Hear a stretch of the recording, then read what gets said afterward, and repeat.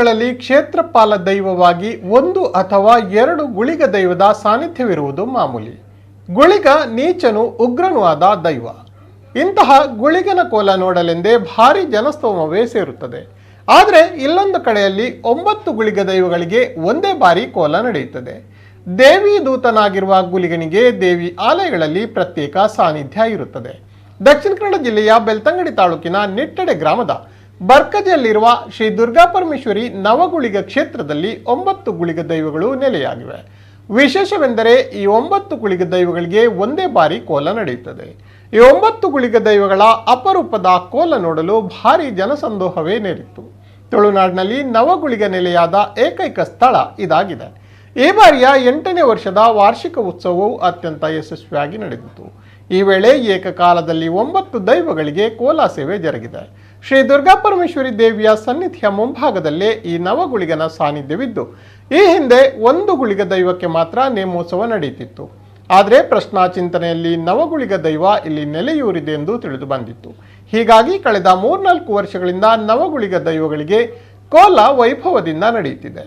ಈ ನವಗುಳಿಗ ದೈವಗಳೇ ಕ್ಷೇತ್ರದ ರಕ್ಷಣೆಯನ್ನ ಮಾಡುತ್ತಿದ್ದು, ಇದು ದೈವಗಳನ್ನು ನಂಬಿಕೊಂಡು ಬರುವ ಭಕ್ತರ ಸಂಕಷ್ಟಗಳನ್ನು ಕೂಡ ದೂರ ಮಾಡುತ್ತಿದೆ. ಕೇವಲ ಜಿಲ್ಲೆ ಮಾತ್ರವಲ್ಲದೆ ಹೊರ ಜಿಲ್ಲೆಯ ಹೊರ ರಾಜ್ಯದ ಭಕ್ತರು ಕೂಡ ಇಲ್ಲಿ ಬಂದು ಪ್ರಾರ್ಥನೆ ಮಾಡಿಕೊಂಡು ಇಷ್ಟಾರ್ಥಗಳನ್ನು ಸಿದ್ಧಿಸಿಕೊಳ್ತಿದ್ದಾರೆ.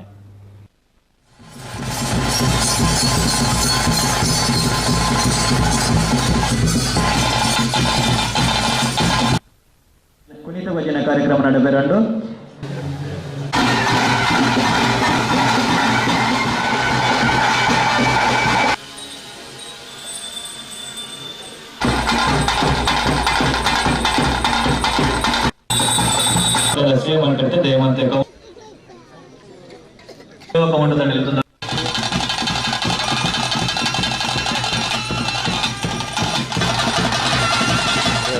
ಸಾಧಾರಣ ಒಂದು 5 ವರ್ಷದಿಂದ ಇಲ್ಲಿ ಗುಳಿಗ ಆರಾಧನೆ ಆಗ್ತಾಯಿತ್ತು.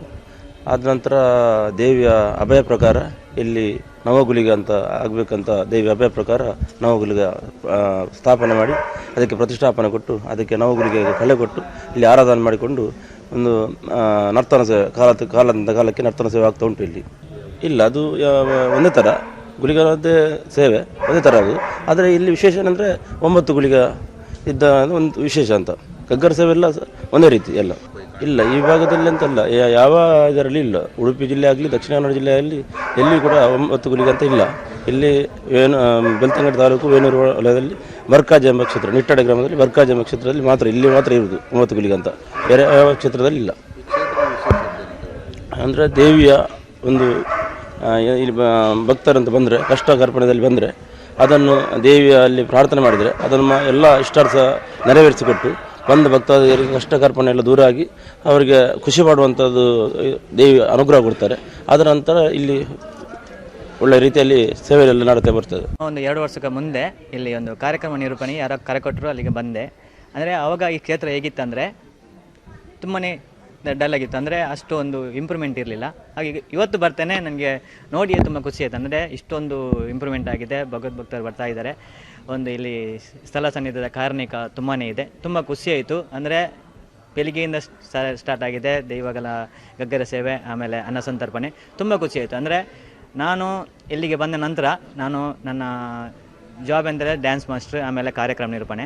ಇಲ್ಲಿಗೆ ಬಂದು ಕಾರ್ಯಕ್ರಮ ಕೊಟ್ಟ ನಂತರ ನನ್ನ ಲೆವೆಲ್ ತುಂಬ ಜಾಸ್ತಿ ಆಗಿದೆ. ಅಂದರೆ ಫುಲ್ಲು ಬ್ಯುಸಿಯಾಗಿದ್ದೇನೆ ಕಾರ್ಯಕ್ರಮ ನಿರೂಪಣೆಯಲ್ಲಿ, ಆಮೇಲೆ ಡ್ಯಾನ್ಸ್ನಲ್ಲಿ, ಆಮೇಲೆ ಸೋಷಿಯಲ್ ವರ್ಕಲ್ಲಿ. ತುಂಬಾ ಖುಷಿ ಆಯಿತು. ಇಂಥೊಂದು ಕ್ಷೇತ್ರಕ್ಕೆ ಎಲ್ಲ ಭಕ್ತರು ಬರಬೇಕು. ಈ ಕ್ಷೇತ್ರಕ್ಕೆ ಇನ್ನೊಂದು ಅಂದರೆ ಬರುವಾಗ ದಾರಿ ಸಮಸ್ಯೆ ತುಂಬಾ ಇದೆ. ಅದೊಂದು ಇಲ್ಲಿನ ಶಾಸಕರೊಂದು ನೆರವೇರಿಸಬೇಕು. ದಾರಿ ಡಾಮರೀಕರಣ ಮಾಡುವುದರಲ್ಲಿ ನನ್ನೊಂದು ಸಣ್ಣ ವಿನಂತಿ ಮಾಡ್ತಾ ಇದ್ದೇನೆ.